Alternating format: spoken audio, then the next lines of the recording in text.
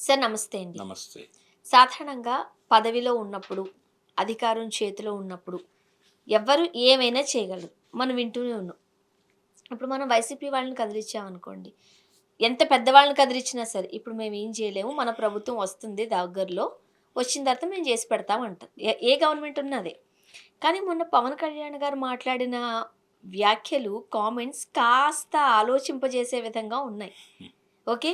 Next time మీరొచ్చినా, మీ తాట తీస్తా అన్నారాయన. అవును. ఎలా తీస్తారు? అంటే నేను మీకంటే గూడా పై స్థాయిలో ఉండబోతున్నాను అనేది ఆయన చెప్పదలుచుకున్న విషయం. హ్మ్.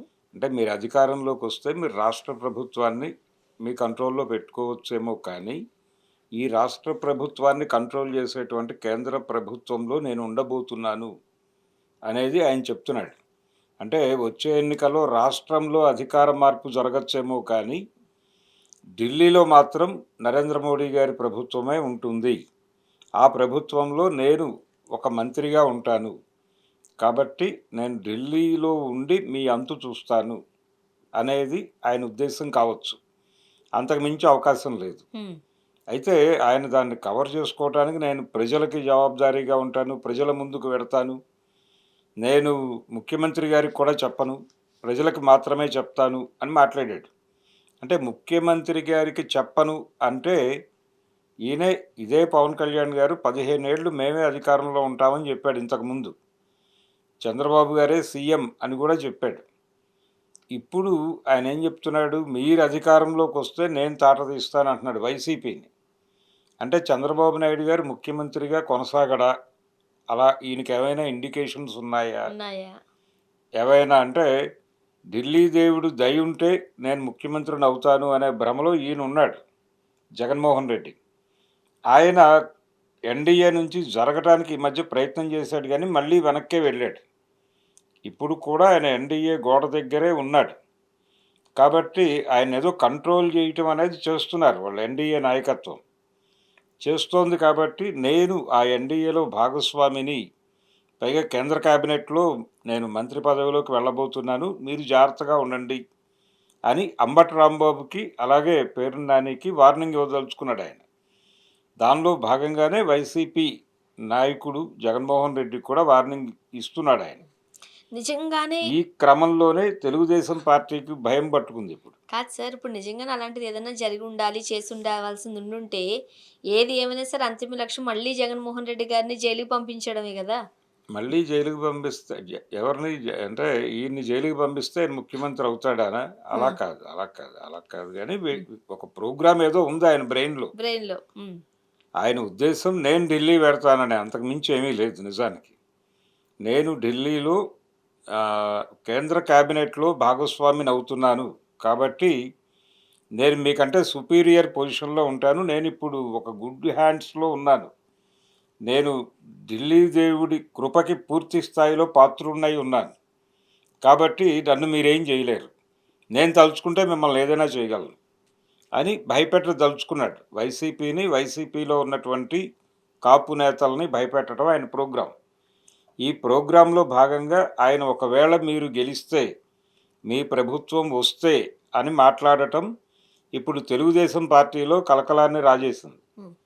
ఏమిటి ఇతని గొడవ అంటే, నెక్స్ట్ టైమ్ ఇక్కడ వైసీపీ అధికారంలోకి రావాలని కోరుకుంటున్నాడా? లేకపోతే ఆ మేరకు ఏవైనా సూచనలున్నాయా ఈయనకి? ఆ సూచనల మేరకు మాట్లాడాడా అనేది ఇప్పుడు డౌట్ తెలుగుదేశం క్యాడర్‌లో. క్యాడర్ అంతా ఆలోచనలో పడింది. ఇప్పుడేంటి ఈయన 15 సంవత్సరాలు చంద్రబాబు గారే ముఖ్యమంత్రి అన్న మనిషి ఇలా మారిపోయాడేమిటి అని ఆలోచిస్తున్నారాళ్ళు. దీనిలో చాలా క్లియర్‌గా ఆయనకి ఒక ప్రోగ్రామ్ ఉంది. ఆయన ఇప్పుడు కాపుల్ని వదిలిపెట్టేశాడు. కాపులం అంటే ఆయన ప్రాంతీయత వదిలేశాడు, కులాన్ని వదిలేశాడు. ఇప్పుడు ప్రాంతీయవాదం అని ఎవరన్నా అంటే వాళ్ళు ఉగ్రవాదులు అంటున్నాడాయన. హ్మ్. కాబట్టి జాతీయ సమగ్రతకి బ్రాండ్ అంబాసిడర్‌గా మారిపోయాడాయన. ఒకవేళ ఆయనకి కేంద్రంలో జాతీయ సమగ్రత శాఖ ఏదైనా పెట్టి, దానికి ఆయన్ని మంత్రిని చేస్తానని చెప్పారేమో మోడీ గారు తెలీదు. పవన్ కళ్యాణ్ గారు ఇలా అగ్రెసివ్‌గా మాట్లాడటం అనేది గతంలో లేదు. ఈ మధ్య కాలంలో కొంచెం తగ్గి ఉంటున్నాడాయన. కానీ సడెన్‌గా మొన్న ప్రధాని ఆయన్ని కలిసి ఒక గంట సేపు మాట్లాడాడాయన. ఇంట్లో కలిసి. హ్మ్. ఈ గంట ఏం చెప్పాడో ఆయన తెలీదు గానీ, ఆ మీటింగ్ తర్వాత నుంచి పవన్ కళ్యాణ్ గారు వేరే యాంగిల్ చూపిస్తున్నారు. చాలా తేడాగా బిహేవ్ చేస్తున్నాడు. అంటే ఏవో భారీ అష్యూరెన్స్‌లు ఆయనకు దొరికినాయి ఢిల్లీ నుంచి. కాబట్టి ఢిల్లీ దేవుడు నాతో ఉన్నాడు. కాబట్టి ప్రపంచం అంతా నాకు మోకరిల్లాలి. ఇంక్లూడింగ్ చంద్రబాబు అన్న ధోరణిలో ఉన్నాడాయన. ఇది కూటమి నేతలకు ఎక్కడో కాస్త ఇబ్బందికరంగా లేదు? ఇబ్బందికరమే. అంటే ఆయన ఇంకా మాట్లాడాడు. అంటే హోంశాఖ నా దగ్గర లేకపోవడం వల్ల మీరందరూ బతికిపోయారు. ఒకవేళ ఆ శాఖ నా దగ్గర ఉంటే అప్పుడు ఈ ఈ పాటికి మీ అంతు చూసేవాడిని అని కూడా చెప్పాడు. అంటే వార్నింగ్ ఇచ్చాడు. ఒకవైపు హోంశాఖ మంత్రి గారిని అవమానపరిచాడు. అవమానపరుస్తూ నేను ఆ శాఖ తీసుకోలేదు కాబట్టే మీరు బతికిపోయారు. ఇంతకు ముందు కూడా ఇలాగే మాట్లాడాడు ఆయన. హ్మ్. దాన్ని మరొకసారి పునరుద్ఘాటించాడు. ఏదేమైనా ఆయన ఢిల్లీ వెళ్ళటం అనేది ఖాయం. ఆయన ఏపీ క్యాబినెట్ నుంచి కేంద్ర క్యాబినెట్లోకి మారుతున్నాడు. మారితే మారొచ్చు. అంటే కానీ ఇప్పుడే వెళ్ళిపోతారంటారా? నెక్స్ట్ టైమ్ వరకు మనం వెయిట్ చేయాలా? లేదు లేదు. ఆయన అతి త్వరలో అంటే క్యాబినెట్ ఎక్స్‌పాన్షన్ ఉంది ఎలాగూ ఢిల్లీలో. క్యాబినెట్ ఎక్స్‌పాన్షన్‌లో ఈయనకి బెర్త్ గ్యారంటీ అనేది అర్థమైపోయింది. దాన్ని ఆయన పదే పదే చెప్పుకుంటున్నాడు. ఈ ఢిల్లీ జాతీయ సమగ్రత సమావేశం ఉద్దేశం కూడా అదే. నేనింకా అంటే నేను రాష్ట్రానికి, కులానికి నేను సరిపోను. అంటే ఆయన సైజు చాలా పెద్దది అనుకుంటున్నాడు ఆయన. కులానికంటే పెద్దవాడిని, నేను ప్రాంతానికంటే పెద్దవాడిని. నన్ను భరించే శక్తి కేవలం ఢిల్లీకి మాత్రమే ఉంది అనే ఒక నేరేటివ్‌ని ఆయన కల్పిస్తున్నాడు ప్రజల్లో. హ్మ్. అందుకని ఆయన్ని ఇంకా ఇక్కడ ఉంచటం అనవసరం. ఏదో పద్ధతిలో ఆయనని ఢిల్లీ పంపించేయటమే బెటర్ అన్ని వైపుల నుంచి. ఆయన్ని తీసుకెళ్ళటానికి వాళ్ళు కూడా సిద్ధంగానే ఉండుంటారని నా డౌటు. అంటే కాపులు ఒక ముఖ్యమంత్రి కావాలి అనే ఉద్దేశంతో ఈయన రాజకీయాల గురించి సపోర్ట్ చేసినప్పుడు అర్థమైపోయింది. రాష్ట్రంలో ఎంతవరకు ఉన్నా అది డిప్యూటీ చీఫ్ మినిస్టర్ కింద ఆయన పరిమితం అయిపోయేలాగా ఉన్నారు. ఎందుకంటే చంద్రబాబు నాయుడు గారి తర్వాత ముఖ్యమంత్రి అంటే అది లోకేష్ గారు. ఈయనకైతే ఆ స్థానం రాదు రాదు. కాబట్టి సెంట్రల్‌లో ఇంకా ఒక మంచి పదవి కోసం కర్చీఫ్ ఏసుకున్నారా? ఇంకా రాష్ట్ర రాజకీయాలను పక్కన పెట్టేద్దామని? అంటే రాష్ట్ర రాజకీయాల రేపు లోకేష్ ముఖ్యమంత్రి అయినా ఈయన ఉప ముఖ్యమంత్రిగానే ఉండాల్సొస్తుంది. హ్మ్. ఈ ఇబ్బంది లేకుండా ఈయన ఢిల్లీ వెళ్ళిపోతే చంద్రబాబు గారికి కూడా ఒక రిలాక్సేషనే. అంటే ఆయన తన కుమారుడిని ముఖ్యమంత్రిని చేసుకోవడానికి టెక్నికల్‌గా ఇబ్బంది ఉండదు ఆయనకి. కాబట్టి ఆయన నెత్తిన పాలు పోసిన వాడే అవుతాడు ఈయన వెళ్ళిపోతే. నాగబాబు గారికి ఇక్కడ మంత్రి పదవి దక్కుతుంది. ఇమ్మీడియేట్‌గా ఈయనేమి తిరుగుబాటు జెండా ఎగరేసి వెళ్ళిపోయే మూడ్‌లో లేడు పవన్ కళ్యాణ్. అంటే ఢిల్లీ దేవుడు కూడా ఇప్పటికిప్పుడు తెలుగుదేశం పార్టీతో గొడవ పెట్టుకోవాలని అనుకోవడం లేదు.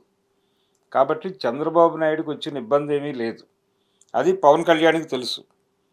అందుకని ముఖ్యమంత్రి గారితో కూడా నాకు సంబంధం లేదు. ప్రజలతో చెప్తాను ఏదైనా సరే. ప్రజలతో చెప్పి మీ అంతు చూస్తాను అంటున్నాడు ఆయన వైసీపీని. ఆయన ఉద్దేశంలో ప్రజలంటే ఢిల్లీ దేవుడని. హ్మ్. కాబట్టి నేను ఢిల్లీ దేవుడి దగ్గరగా ఉంటున్నాను. ఆయన చేతుల్లో ఉన్నాను నేను.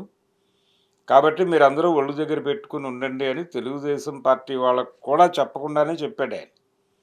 చెప్పి తన ఇది పెంచుకునే ప్రయత్నం చేశాడు. తన్ని తాను విపరీతంగా ఎలివేట్ చేసుకుంటున్నాడాయన. ఈ ఎలివేషన్ అనేది రకరకాల అర్థాలు ధ్వనించింది. ఎవరి పద్ధతిలో వాళ్ళు ఒక్కొక్క అర్థం ఎవరికి కావాల్సింది వాళ్ళు తీసేసుకుని మాట్లాడుకుంటున్నారు.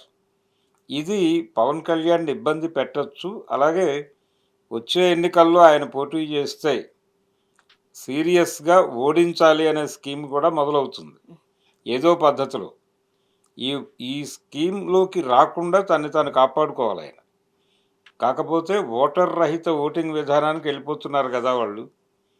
అందుకని ఈయనకో కాన్ఫిడెన్స్. మీ ఓట్లతో నాకు సంబంధం లేదు. అంటే ఎయ్యకపోయినా నేను నెగ్గుతాను నేను అంటున్నారు. నెగ్గుతాను. నన్ను ఆయన గెలిపిస్తాడు. అంటే ఈవీఎంని ఒళ్ళో కూర్చోబెట్టుకుని ఆయన మాట్లాడతాడు పనైపోతుంది.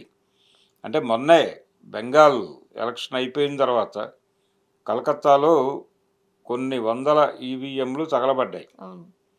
ఆ తగలబడటం అనే స్కీమ్ వెనకాల గెలుపు ఎలా జరిగింది అనేది ప్రపంచానికి అర్థమైంది. అర్థమైంది.